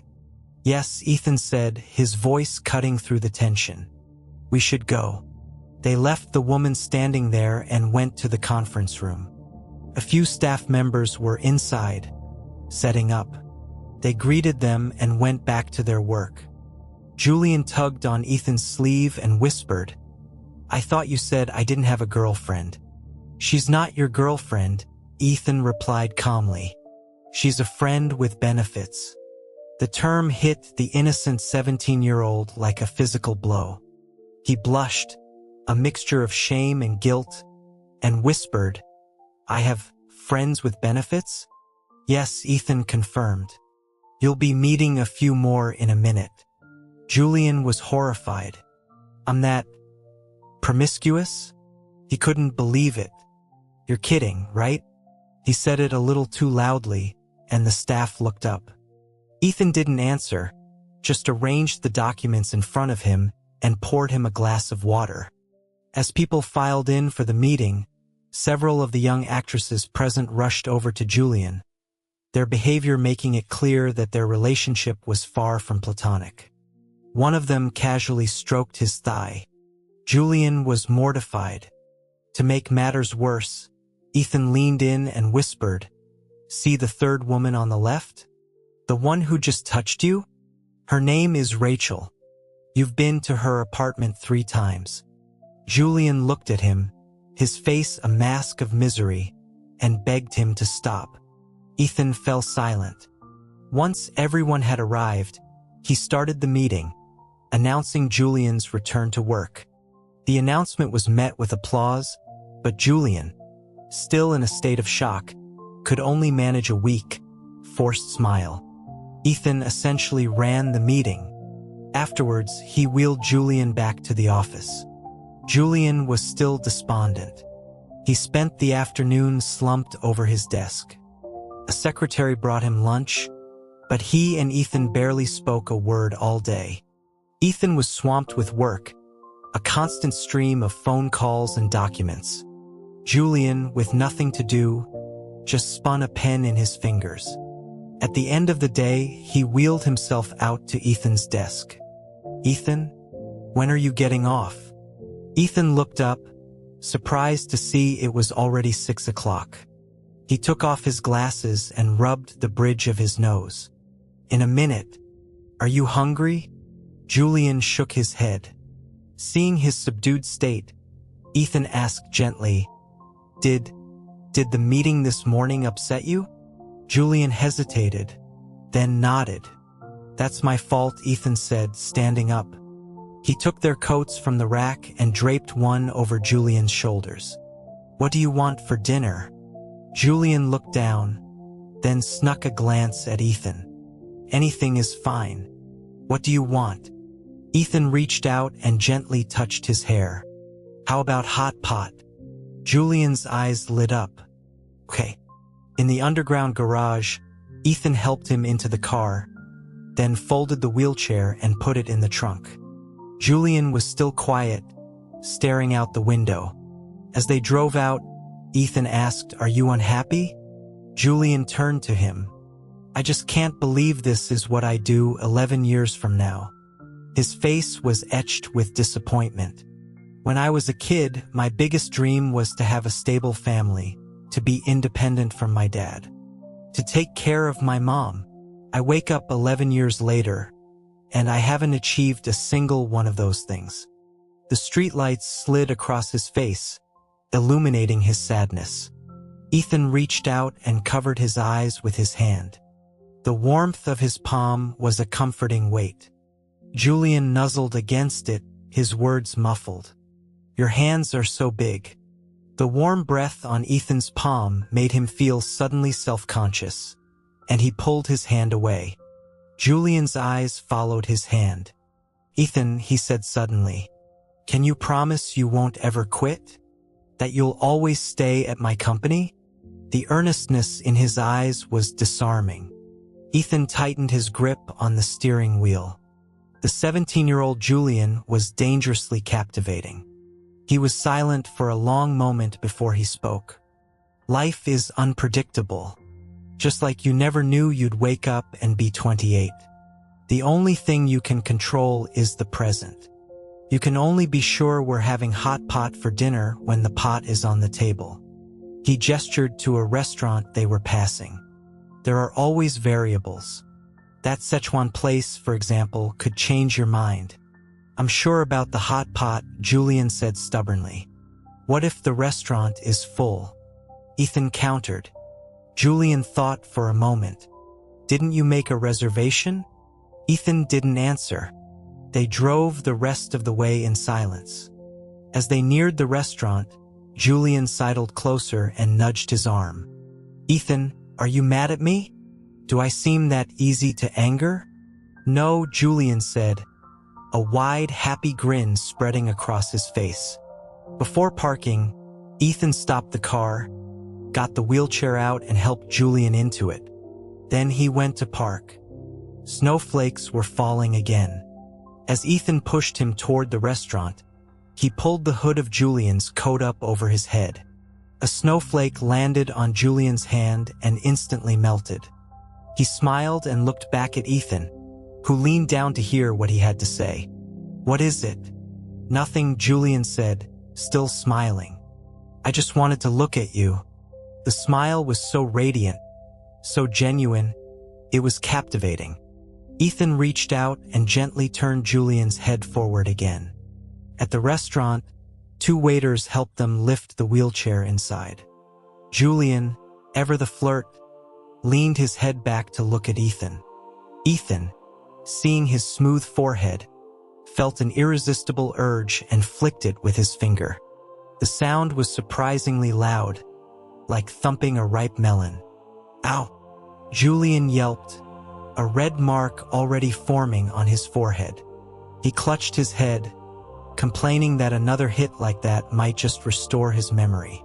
Ethan chuckled and reached out to rub it, but Julian dodged him, demanding to be allowed to flick him back. They were seated at a table. A waiter, smiling at their antics, asked for their order. 2 orders of brain, Julian said deadpan. I need to replenish mine. The waiter giggled. You two have such a great relationship. Ethan's ears turned red.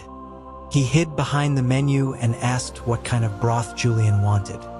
As the pot bubbled, Ethan stood to add ingredients to it. His glasses fogged up, and Julian told him to take them off. You're not even nearsighted, why do you always wear them? Ethan had to oblige. Someone told me my eyes looked too intense, that I should cover them up at work. Who said that?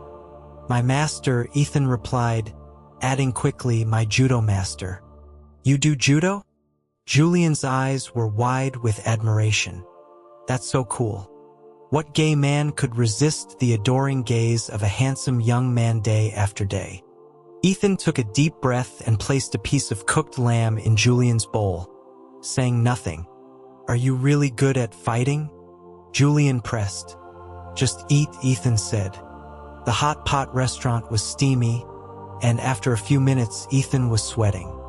He unbuttoned the top 2 buttons of his shirt, revealing a chest damp with perspiration. Julian noticed but managed to keep his mouth shut. It wasn't until they had paid and were outside that he finally broke his silence. As Ethan pushed his wheelchair, Julian looked up at him and said, Ethan, your pecs are huge. Ethan, not wearing his glasses, met his gaze. For a second, Julian saw that intense look again. Verbal compliments of that nature can also be considered workplace harassment, Ethan said, his voice flat. Now it was Julian's turn to be speechless. He saw that Ethan wasn't joking and quickly apologized, explaining that he just thought he had a great physique and meant no harm. He promised not to say it again if it made him uncomfortable. Hearing the sincerity in his voice, Ethan's tone softened. It's fine. Just don't do it again. In the car, Julian was silent, pretending to watch the scenery. Ethan didn't speak either. He couldn't let a moment of weakness lead to a bigger mistake. What would happen if Julian's memory returned? Was he prepared to compete with a legion of women for his affection? He pulled up to Julian's building but didn't park. He got out to get the wheelchair. Julian remained in his seat, his head down.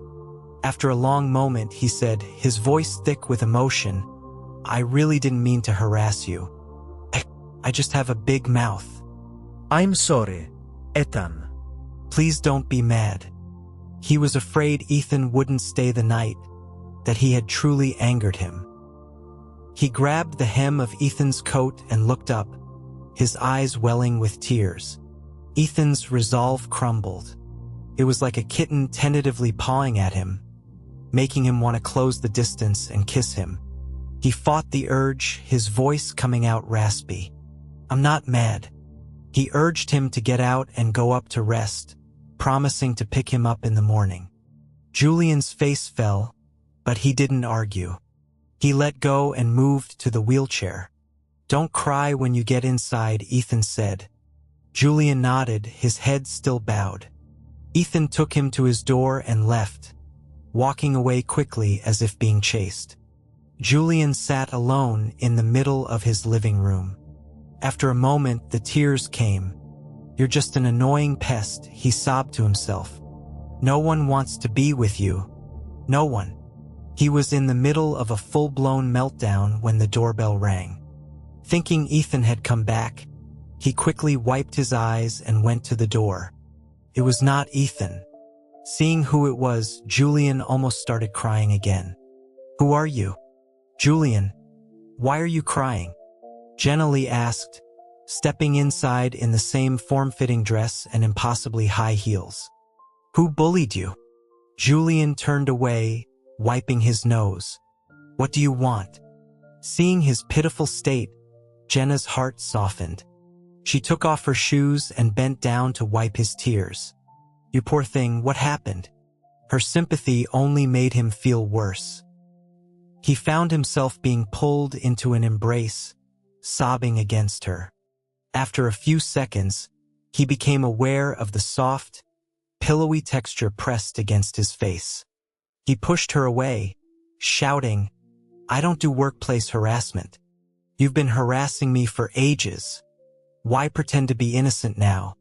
Jenna straddled his lap, her hands on the back of his wheelchair. "Your leg is injured, so I'll do all the work, okay?" She grabbed his hands and tried to place them on her chest. "What are you doing?" Julian screamed, struggling. "Assault." He pushed back, the wheelchair rolling until it hit the coffee table. "Are we role-playing tonight?" Jenna purred. "Handsome subordinate and his female boss? You're sick." Julian scrambled to his feet, hopping on his good leg, and fumbled for his phone, hitting the speed dial. Ethan had just gotten home when he heard the frantic shout. "Ethan, there's a demon trying to assault me." The line went dead. He tried calling back, but it wouldn't go through. With a surge of adrenaline, he threw the car back into gear and raced back to Julian's apartment. When he arrived, Jenna was gone. The phone lay in pieces on the floor. Julian was sitting on the ground, a look of utter confusion and horror on his face. The confrontation that followed was a messy one. Jenna, furious, had revealed that Julian had promised her the lead role in The Empress in exchange for her affections, only to have it given to someone else after his accident. She accused him of trying to get away with it by faking amnesia. After the drama, Ethan ended up staying the night. He told himself it was his duty as an employee, that he had to stay until Julian could adjust, or until his memory returned. The following days were chaotic. The Empress was Ethan's first major project since taking over, and he was determined to make it a success. Julian, surprisingly, was caught up in his dedication. He spent his days in the office quietly reading the script. On Friday evening, Ethan informed him that his father had requested his presence at a family lunch the next day. The tradition had started after his stepsister Sophia got married and had continued ever since. Julian had always hated it, finding any excuse to avoid it. That house was not his home. "Do I have to go?" Probably, Ethan said. He was trying to teach Julian to be more independent. "If you really don't want to go, you should call him yourself." The thought of calling his father made Julian shrink. He stared out at the half-melted snow. "Are you coming with me?" Dominic Song still harbored some resentment toward Ethan for the accident. He had put him there to watch over Julian, and he had failed. "I'll drop you off and pick you up when you're done," Ethan said. Julian sighed but didn't argue. That night, he couldn't sleep.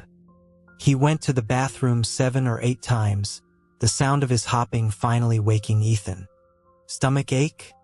No, just can't sleep, Julian said. Sorry if I woke you. Ethan went to the kitchen and warmed up a glass of milk. When Julian came out, he handed it to him. This might help you sleep. He was wearing only a white tank top, the thin cotton stretching over his well-defined muscles. Julian took the cup, his eyes glued to Ethan's chest. He fought the urge to make a comment and swallowed a mouthful of milk instead. You should go back to sleep, Ethan. I'll wait until you're finished. He stood by as Julian drank the last drop, then took the cup to the sink before returning to his room. Good night, he said before closing the door. Good night, Julian chirped back, his head stuck in his own doorway. He felt a sense of peace settle over him, the zaldong de Linghun soothed by the warm milk. He fell asleep with a smile on his face. On Saturday, Ethan let him sleep in. He had planned for it, buying some milk and bread for a quick breakfast. At 10 o'clock, he went to wake him. He pulled open the curtains, then ripped the blankets off the bed. A warm, sleepy scent filled the air. Julian just curled into a ball and buried his face in the pillow. Ethan debated for a moment, then turned and left. The sound of his retreating footsteps made Julian sit up. He had been awake the whole time, hoping to bait Ethan into some playful roughhousing. Ethan, breakfast is ready, Ethan called from the other room. At 11:30, he dropped him off at the Song Mansion. I'll be back around 2. Call me if you finish early.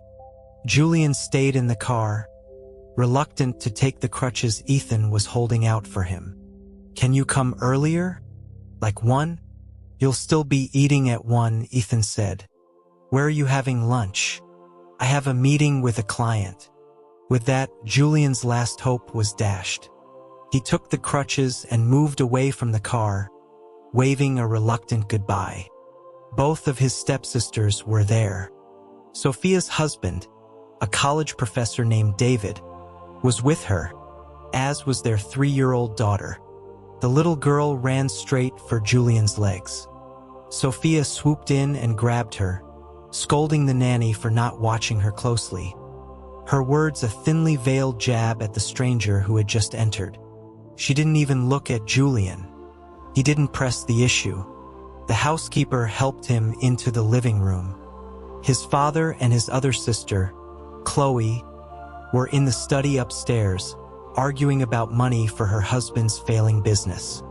His stepmother, Eleanor, emerged from the kitchen. The years of fighting with her husband's mistresses had taken their toll. She looked her age, unlike the ageless Vivian. She greeted Julian with a perfunctory question and a piece of advice not to play with dangerous things anymore. There was a surprising amount of genuine concern in her voice. Julian just nodded. Chloe came downstairs, her eyes red from crying. David and Leo, now 14, emerged from another room. The boy, who looked a lot like his father, greeted Julian with a quiet bro.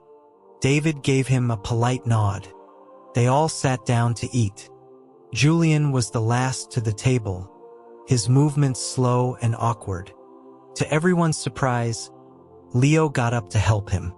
Dominic's song came down and took his seat at the head of the table. He gave a short speech about overcoming the year's difficulties and urged everyone to live better lives. He directed a pointed comment at Chloe, then turned to Julian. And you, Julian, you're not a child anymore. I don't expect you to be a tycoon. Just try not to give your father a heart attack. Julian could only nod meekly. The meal began. Julian had no appetite, just counting the minutes until Ethan would return. He had barely taken a few bites when Eleanor spoke up. Julian isn't young anymore. This whole incident happened because there was no one to look after him. If he were married, if he had someone to care for him, she paused for effect, he wouldn't have gotten into this kind of trouble.